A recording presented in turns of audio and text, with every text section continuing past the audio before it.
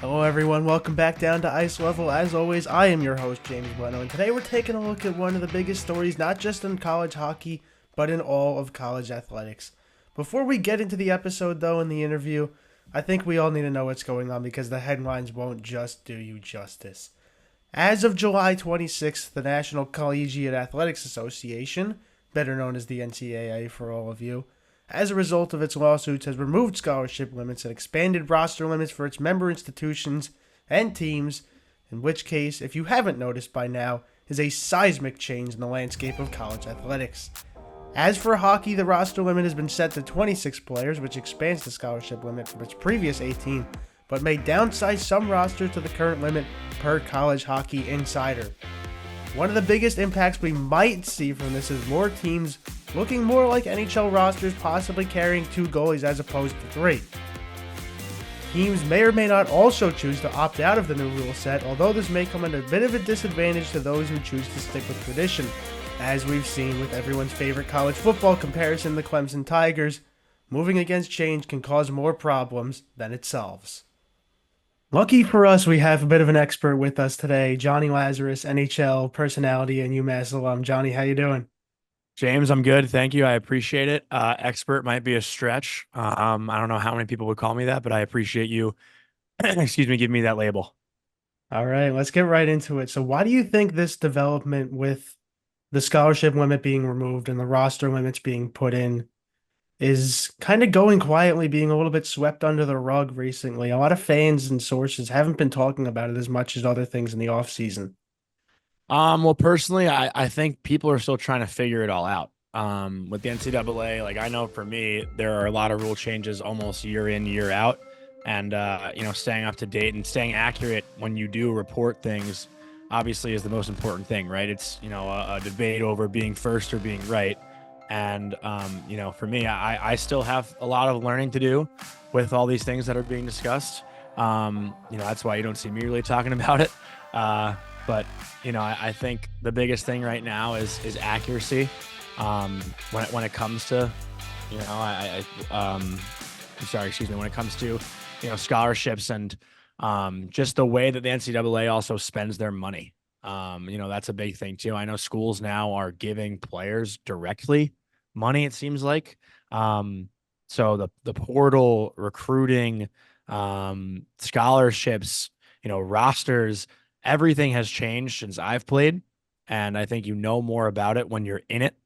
And I think right now, if you're seeing a lack of reporting, it's just because people are trying to find the truth and the facts that goes into it. Yeah, do you think the NIL developments from a couple of years ago contributed to this? Do you think this has been in the works for a bit? Well, 100%. NIL has changed everything. And, there could be people who think it's changed college sports for worse. I think personally it's changed college sports for the better. You give kids more incentive to stay in school, even though we haven't necessarily seen a lot of the top athletes stay because of their NIL deals. But, you'd have to think a guy like, let's say Ryan Leonard, for example, is more inclined to stay in college for that second year when, Washington wants him to sign a contract, but, he obviously wants to play World Junior. He wants to try to win a national championship. And if he's making money on top of that, I think it gives him a little bit more of a reason to stay. Where a couple of years ago, 5 years ago, and he's not getting any money and not allowed to, even get half off of a sandwich. Like I remember in college, if you got, you went to a diner or a deli and someone paid for your meal, like you were going to get in trouble. That's just kind of how it was, and it's changed a lot now. And I personally think it's for the better. But NIL has certainly shifted the way that we look at college sports, more so I'd say in football and basketball. You see like who is it? I'm not good with college football, but I know Sanders in Colorado and Yeah, Shador Sanders, yeah, and Hunter, right? To see Travis the Hunter. Travis Hunter, like they're sitting courtside at an NBA game. Like you don't see that happen in college hockey. But I think obviously there are a lot of things that we'll continue to learn as it goes on with NIL. All right, and then what would you say is the biggest impact this has on recruiting from juniors, fresh players? Well, there's a lot of different ways to go with that. Because I think, the bigger schools like Minnesota or Penn State, UMass, BU, BC, schools that have that extra money, and can offer more to players, certainly incentivizes those top end players to want to go to those schools and reap those benefits. Where schools with smaller budgets, they just can't offer that. But again, like, I think all it takes is one donor or one alumni from a different school to want to contribute or want to even give a kid money. Again, like, there's still so many things that I have yet to learn about how this all works. Recruiting, when I was going through it, was very simple. You could start talking to schools, I think, when you're like 15, and they can commit you, and that was really it. Now I know there's like, I think January 1st of your junior year is when a coach can actually approach you and talk to you. They can text you before that, but they can't actually talk to you face to face. Like, so many weird little intricacies that go into it. But, back to the original question, I do think nothing has really changed in the grand scheme of things. The bigger schools are always going to have an easier time recruiting, just because, everyone kind of dreams growing up going to like a Minnesota, a North Dakota, a Michigan, a Penn State, those kinds of schools. So I don't think NIL really has much to do with that. Like, that's just what kids like want to do. But it's gonna be interesting to see how it goes, because now it's basically a college free agency. The end of the college season, you see, I don't know, remember what the exact number was, this spring, but I remember seeing, like, I think it was like around like 300 kids or something like crazy. Maybe 300 is probably a little bit of exaggeration. Maybe like 100, 150 kids going into the portal after their season ended, which is crazy. Yeah, and speaking of the portal, a lot of these schools, players that might not have been on scholarship before could be looking for one via the portal now. Would you say that that's going to be a sort of bigger trend that we see, or do we think the portal is going to stay around the same? I actually haven't heard that yet. So kids who are, let's say if someone's on a 30% scholarship at UMass and they want to transfer to Holy Cross, they can then get 100% scholarship at Holy Cross. That's like what you're saying? Yeah, that's one of the big things with the rule change was the scholarship limits are basically no more. Okay, so that's interesting. I know that was well, I still believe that schools have 18 scholarships to give out, right? And they can kind of allocate that money any way they want. Like, they can give 18 full rides, or they can give, like 10 half, 50% scholarship and the rest whatever. So I don't think that's changed, but like, when I was transferring, I know I was discussing with Mercier's trying to get a bigger scholarship than I had at UMass. So I don't think that's really different in that case, but yeah, I don't really have like a different response for that one. All right, and then let's jump to something else. With the scholarships kind of increasing, I guess, and the roster limits being in place, do you think more players from not just from Canada, but from across the world are going to come get their education and play hockey more so than before? Well, I think we've seen that trend in this direction over the last couple of years. So, like guys like Cale Makar, comes from the AJHL, plays at UMass for 2 years. Now, obviously the best defenseman in the NHL, in my opinion. And Macklin Celebrini, technically Canadian. I know he's spent some time in San Jose, but grew up in British Columbia. He came over to BU, wins the Hobey Baker, goes first overall. And I know that they're discussing a rule where the CHL guys can play in the OHL and now come to college, which, if anything, to me is weird, because it kind of takes away from the USHL, which is the best junior league in America. And a lot of reasons why Canadian kids went to college was also to come play in the USHL and get their exposure there. But, I do think, just with the way Fantilli is another one that I think about, right? So just, I think guys now, especially with the importance of working out, I know the argument is like college, you play 35 to 40 games, whereas the CHL, you play like 72 to 80 games. And it's always great to play more games, but I think the gym has become such a big focus in players' development that when you're in college, you spend so much more time working out than you do in the CHL or in major junior, just because you're not playing as much. And I think that's just been a game changer as well. So I think that's a huge reason why Canadian kids would want to come play in the States as well, not only to get an education, but to develop, as physical specimens, right? I think that's a big thing in today's game. We've seen, 18-year-old guys who didn't play college go into the NHL and struggle, like Jack Hughes' rookie year. He never played a college game. He goes in straight from the NTDP, has a tough rookie year. So I think that's important too. But obviously the education factor, weighs in. But let's be real, a lot of the guys who are top end talents or highly touted prospects, that they're not going to college necessarily to finish their education. They might later on. I think we saw like Ryan McDonough graduate from Wisconsin this year, when he, I think, went there like 15 years ago. So education is something you can definitely always get. But I think when it comes to actually being a hockey player and playing hockey, just going to college also teaches you so many different values, how to live on your own. Because when you think about the CHL, you're also living with a billet family who takes care of you. So when you're in college, you either go to the dining hall or do your own cooking or just learn how to, kind of do your own laundry and all that stuff that you might not do growing up or playing major junior. So a lot of different things that go into it. But yes, to answer the question, I do think that Canadian kids will start coming here more. And I think that trend is only going to go up to play college hockey. And with the points that you made about the USHL, do you think we might see more guys like Cale Makar come straight out of high school, 18, 19 years old into college? Or do you think that might take a little bit more time?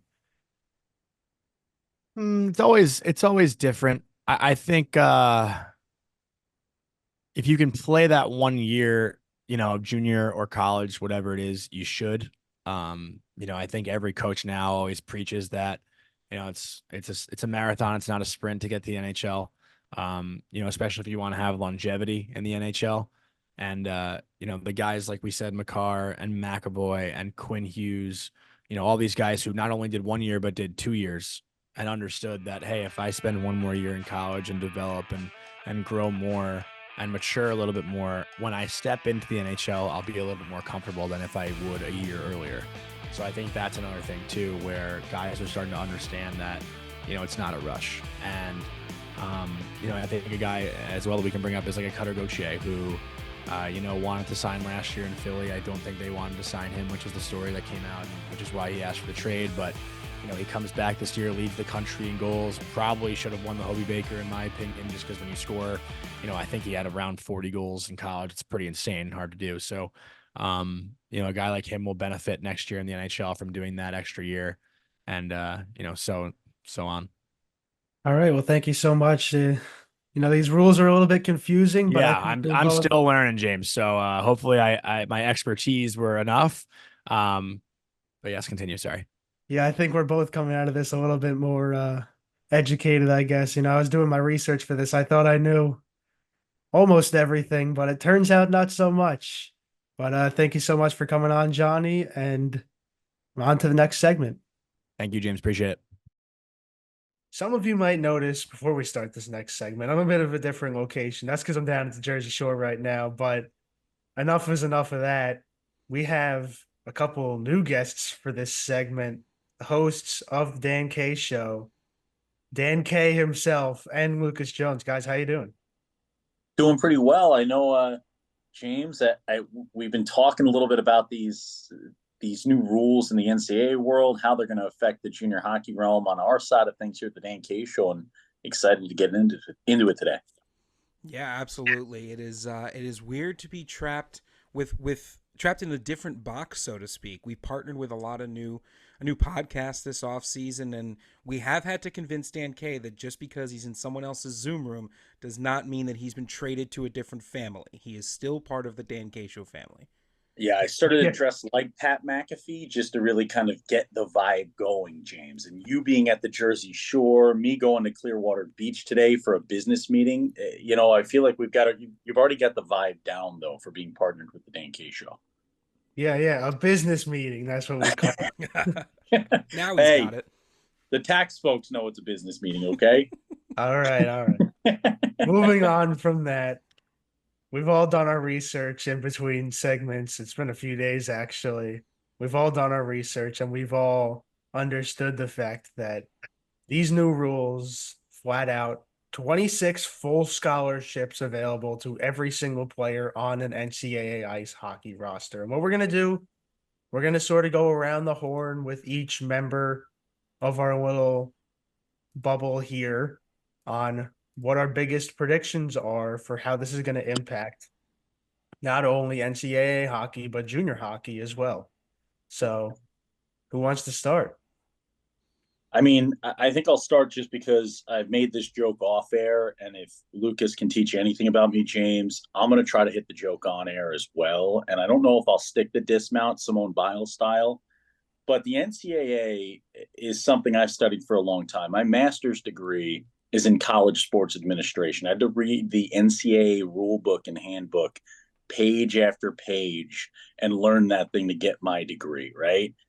And the NCAA has a great job of taking guys like me and still stumping us with the rules that they pass and making us have to take about 25 pass-throughs to get through something.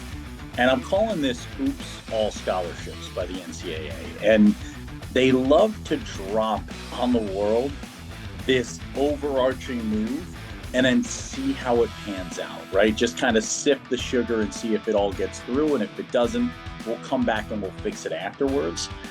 It's interesting. This is going to be an interesting world we live in. 26 full scholarships. The one thing in hockey that makes this so interesting is at the Division I level, you have schools that are not Division I in all their sports, right? Non-Division I football schools that are operating Division I hockey clubs. The interesting thing to see play out will be, does this solely benefit your big money benefactors in the world of Division I hockey, or is this a positive for players across the board in Division I athletics? Lucas, I think that's where I'm most interested in seeing how this plays out. Yeah, I think before we jump on to the next point, I just want to jump in and say, a lot of these smaller schools might have donors that are, popping into the smaller athletic programs, but maybe not be able to send as much. These guys are going to be able to cause more players who might just go for an offer at an RIT, even a bigger school in like the Atlantic, instead of going for a scholarship position at another place. There's more scholarship opportunities. Hold on, losing my train of thought here. But let's say each guy just has an offer at each school. RIT's already filled up all their scholarships, all their rosters. There's still more scholarship offers for them to go, because a lot of these guys at the smaller schools are just going there maybe to get an education, play a couple of years after college. But at the end of the day, they need a degree to go out into the real world. That scholarship is going to be the difference between how they're going to succeed out in the real world before and after these rules. Yeah, the biggest question with anything, right? We can give you the right to give out 26 scholarships. Can we make you hand them all out, right? That's going to be your other question for these schools. And it's going to be tough in recruiting, because the positive on the player side of thing, and this is the side I love to be on, the positive of the player side is negotiations are easy, right? I know you've got 26 scholarships sitting there waiting for me. I want that money, right? But does this start to create a world that somehow becomes anti-player, where teams are able to utilize the willingness of some players with a better economic setup at home?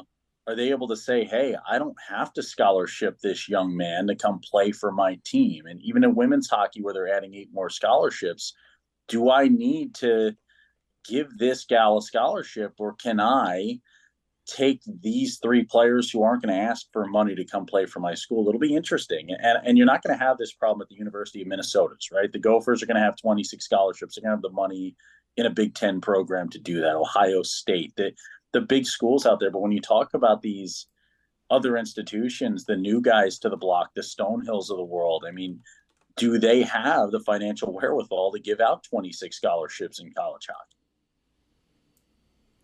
Yeah, I don't have a master's degree in NCAA handbooks, but I can read, and I believe what my reading has shown me is that I think not a lot of people, number one, and I think this was part of the interview you had with Jonny, was that we're still ultimately not sure. Even the experts are stumped.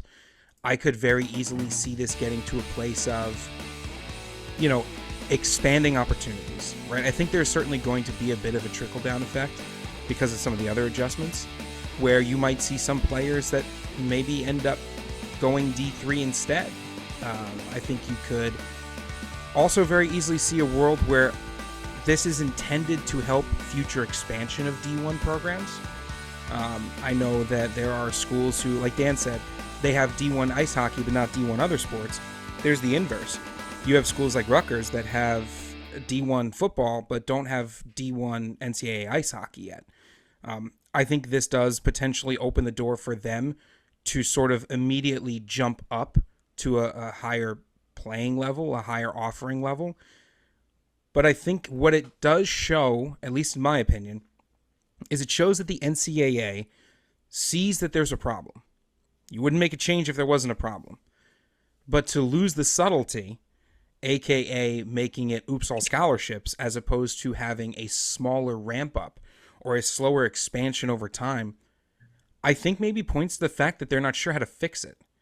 Whenever you see a decision that sort of lacks subtlety, or you go, that was a huge jump, that was a huge correction, to me what that shows is they maybe don't know what the ultimate effect will be. And like Dan said, it shows that maybe they just want to kind of shake the pond and see what comes out of it. I think in the interim, though, it creates a lot of confusion, creates a lot of uncertainty. The big programs will be fine. It's the top end D3 and the lower end D1 schools that are really going to be sitting here going, well, am I just going to have somebody jump for a richer school, right? Similar to NIL deals where we thought players were going to be getting paid finally, and really what it ended up being was rich schools can recruit better players. Or is it going to have a different effect that maybe none of us can see? I think, unfortunately, it has created so much uncertainty that if there is a positive benefit, I fail to see it at this point. Yeah, I mean, going down the list of your points, you started out with the Rutgers point. We've been hearing a lot of like what ifs with the Oregon and Washington moves to the Big Ten if they could jump to D1 hockey, and especially with NHL coming to the Pacific Northwest, that could be something we end up seeing maybe before Rutgers with the New Jersey Devils around there.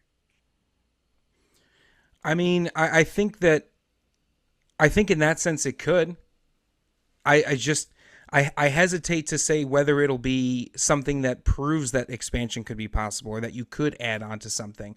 But I think that with the Devils in that area, with the competitiveness of other programs in this area, I mean, it could be great. I hate to be a broken record, but I feel like it could be great. But like right now, there's just not a ton of guidance from the NCAA, which maybe Dan could speak to this point, but the NCAA loves to not provide guidance. It feels like they're really a system that likes rules, but then doesn't really show you how to interpret them. Yeah, I think the biggest problem when it comes to the NCAA, there's a lot of goodness. There's a lot of want to do well in the NCAA. But the reason why the NCAA came into existence was because Teddy Roosevelt saw an issue in college athletics, and players were legitimately sustaining life-altering or deadly injuries playing athletics at the collegiate ranks in his time. And they set up this governing body solely to protect and defend the rights of amateur athletes. What happened that Teddy never saw coming over the next couple decades was college sports becoming one of the most lucrative professional sports entities in the United States of America, and becoming something at the football level that became a feeder into professional sports, and the college hockey level of something that feeds into the NHL, and in college basketball, the same thing for the NBA. And you saw some of these sports with really a lack of need for minor league football because of how successful college football is at earning money and sustaining itself. At the hockey ranks, the biggest thing we're dealing with is the inability to grow the game at the Division I NCAA level. And we're dealing with the same problems that we dealt with where the NHL said, you can't have a team in Florida a long time ago. They said you can't have teams in Southern California a very long time ago. There were markets that they said you just could, they'll never be hockey markets.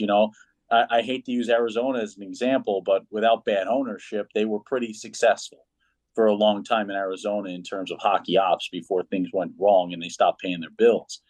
you look at the people around this country, I think there's an appetite for growth in hockey.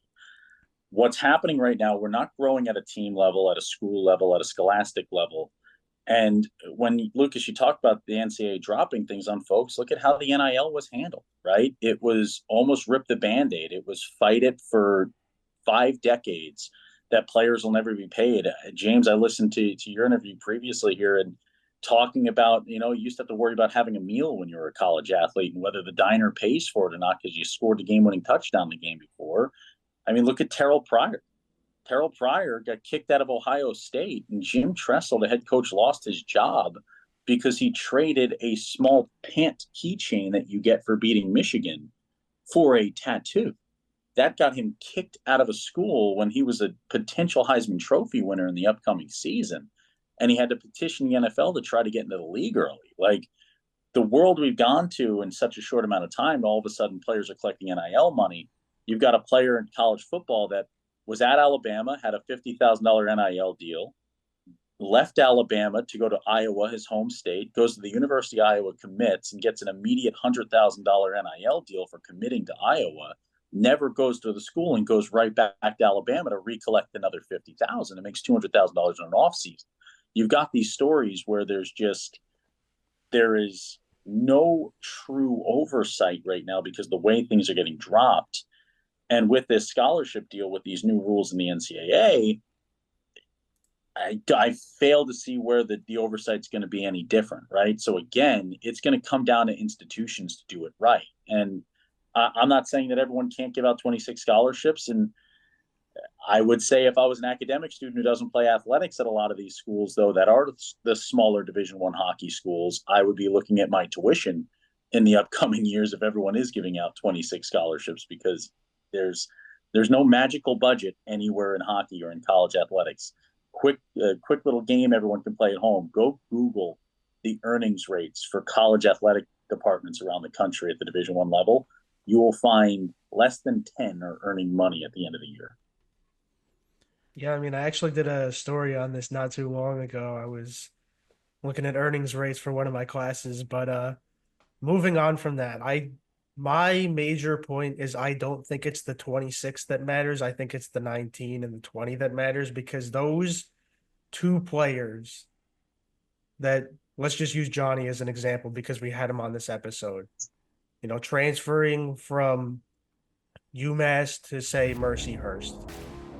That 19th and 20th scholarship is going to be a massive negotiation point for a lot of these schools, keeping their players and building their chemistry, because we all know the transfer portal is free agency. That's literally what the last episode was about. Being able to keep players out of the portal is going to be a huge asset, and the biggest tool to do that is going to be using the 19th to 20th, the 21st scholarships even. When you're carrying those depth forwards that want to go play top 6 minutes somewhere else on scholarship. Yep. Yeah, and I mean, look at right behind you got the Quinnipiac logo, right? Like, that's a school where it'll be interesting how they utilize this. It could become a benefactor to a school like Quinnipiac, right? It could become a place where you can go after some top-end forwards from schools of a bigger ilk that in the past had a financial advantage on you in NIL, and you can pilfer some of that talent that wasn't coming to you because you couldn't offer. Frank Pepe's isn't giving out the same money as some of these big companies that have Ohio State ties or Michigan ties or Minnesota ties, right? You can utilize this at a smaller level as well to maybe it becomes a weaponized factor and it becomes a positive. So that's the thing, right? We like Oops All Scholarships has a lot of different realms it can go into. We're kind of in a multiverse situation right now when it comes to college hockey. Yeah, I mean, as much as I love your Oops All Scholarships, though, also, I gotta say, the fact that we've been working together and you still don't know how to pronounce Quinnipiac is a little embarrassing. Oh, no, I did it. Get him, James. Get him. This is a real Pueblo situation again. Lucas, my school. This is my heart and my soul. You've offended James. Say it for the people at home. Say it for the people. For the people in the back on the wall behind me, for all 9,000 of us students, for all the professors, all the alums, especially all the players, it's Quinnipiac. Quinnipiac. There's a Quinn? There's a Quinn, Quinnipiac. As a man who has literally worked a Frozen Four in that building, I apologize to everyone I spoke to on that day, including your athletic director, including a lot of other folks in that building that I misrepresented your name to. James, we play a game on Dan K Show broadcast where Dan K blindly pronounces the town or city that a player's from. We were in Minnesota, and there were these two teams recruited a ton of players from all over the state. Dan had a rough day on social media, mispronouncing some of those trickier towns from Minnesota. The most fun one was Matamidi, which does not pronounce like it looks, and we got some fun DMs. So DM the Dan K Show. Let Dan know how offended you are at his mispronunciations. He loves those. And to the folks from Mamma Mia, Minnesota, I still apologize. As I always say, here we go again. My. Oh my gosh! You know, we should do one when it's Long Island town names. They have the Islanders do that sometimes. It's the mess. That's like up in Massachusetts too. You got Scituate and Worcester, and you got some names up there where it just makes no sense. Woburn instead of Woburn or whatever the heck it is. I think it's Woburn. Well, I think I just messed it up again. Yeah, I think you did mess it up again. Be as angry as you want at Dan K until he fixes it. One thing I was thinking about as you guys were talking was, you guys were talking about how hard it might be to keep guys, especially guys kind of on the bubble. One thing that's interesting, and again, as a Rutgers alumni, I'm talking from the perspective potentially of Rutgers, is it do you think it makes it easier for a team like Rutgers? Some donor comes in, drops $20 million in an endowment for the hockey team. Or I guess 25 million now that, you're talking about building an arena and stuff like that. 25 million in an endowment for the first 3-4 years of the program. Now all of a sudden feels like Rutgers is an instant competitor, especially for those bubble guys, right? So that's where I'm kind of coming from, where maybe it's designed to jumpstart some expansion if teams can get an endowment, but on the flip side, maybe teams that can't compete and can't fully fund those scholarships, maybe they start to go away. I'm not really sure. Maybe it's good for Rutgers. Maybe that's what I'm getting at. I want to see Rutgers compete against Minnesota and get probably waxed immediately, and eventually become better as a program. Yeah, I mean, I think what you're kind of saying is creating the Vegas Golden Knights of the NCAA, if you would. Coming out, investing a ton of money into the program and realizing we can surprise everybody with gathering a bunch of talent under the radar, gathering unrecruited coaching staffs, and creating the bubble program like kind of Alaska Fairbanks did a couple of years ago, losing out only to Colgate's conference championship bid. Yeah. And I think you talk about the Vegas Golden Knights, or Lucas, you talk about these what if scenarios with endowments and things. I mean, Penn State already did it, right? Penn State did it before all this existed. So I don't think it's never been a lack of possibility in Division I NCAA hockey. The NCAA is not trying to keep teams from being Division I schools. That's how Stonehill became. That's how Long Island has a Division I team, right? They're not trying to gatekeep. It's just schools have not made the jump yet to do it. And the thing that I argue for all the time, another one of the things I learned about a lot, Title IX, right? Hockey lends itself perfectly to Title IX. The rosters are balanced, right? But then what we do as we kind of create this world with unlimited scholarships compared to 8 more scholarships in men's and women's hockey is it makes it even tougher now to expand the game at the Division I ranks, because you're now apples and oranges rather than apples and apples between the two sports, right? And that's one of the big things. If we want to grow this game, we need to make sure that we're growing it in both levels exactly the same, hand in hand. And that's going to be something down the road that's going to hurt schools like Rutgers in Lucas's Magic world if they want to have a $25 million Magic endowment and build a building somewhere in New Jersey and whatever the only piece of real estate that's not a swamp that's not built on right now. Like, don't you denigrate my swamp. They're gonna find the Jersey Devil while they're building the arena. That's where they're finding the $25 million. It's also buried in the swamp. Honestly, there's probably $25 million in those swamps, but I'll look on my way home on the Garden State Parkway. Yeah, you check. I'll check too. Yeah, that's your next task. And it's like, you look at it though, like we have to, at the NCAA level, it's such a different world than junior hockey. Like, there's so much argument in junior hockey about growth and about opening up these avenues now for the CHL teams and the OHL and the W and all these schools, all these teams up there that might now have access with these new lawsuits coming out through Western New York to college athletics. I mean, we can open up every avenue we can to college hockey and to NCAA Division I hockey and scholarship level play. But at a certain point, we still have less doors to go through than we need. So this all comes back to more scholarships. Great. Why not more playing opportunities, right? More ability for junior hockey players to make the move and matriculate to NCAA hockey. Great. Why not more NCAA hockey opportunities? Like, how does basketball have over 300 Division I opportunities and hockey has 60, right? Like, this sport can make money. This sport can be lucrative at an NCAA level. And that is what I'm interested to see. Maybe this opens that up, right? Maybe we get to a point where we look at unlimited scholarships now. Okay, you can do everything you want. You get to 26 and we go, man, we've still got guys that should be playing at this level that can't play. How do we fix this?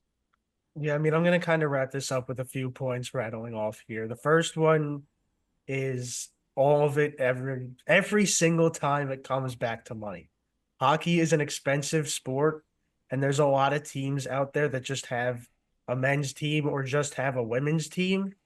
And a lot of times it becomes very difficult to expand to that. And it could also be, you got to balance your endowment for the sport of hockey between men's and women's, especially when you're trying to, I guess field wouldn't be the right word because we play on ice, but to put out two competitive teams at the same time, like, Wisconsin does every season, you got to balance having so many scholarships between the men's team and the women's team, recruiting the best players, not only from the U.S. now, but from Canada. There's expansion and players into Europe. I mean, Penn State just got like a 6'9" Russian kid, which was insane. It'd be a real problem. What was the second point? We'll just forget I even said anything about the second point. We can fix it in post. There was no second point. Hey, that's in post, baby. That's in post. There is no Pepe Sylvia. The man does not exist. I tend to lose my train of thought a lot on this episode, but I think that's a sign we should be wrapping this up because we've talked about a lot here, and I think we've gone over so many points about the impact that this could make, and we haven't even seen it for a full season of any sport. So with that, I think we should let it all play out. That's it for this episode of Ice Level. This was a ton of fun to make, and I want to give a massive thank you to both Jonny Lazarus and my friends from the Dan K Show, Lucas Jones and Dan K. As always, I'm not an expert, neither are you, but together we're going to grow this game. Thank you for coming down to Ice Level with me, and I've been James Blennau, and I will see you next time.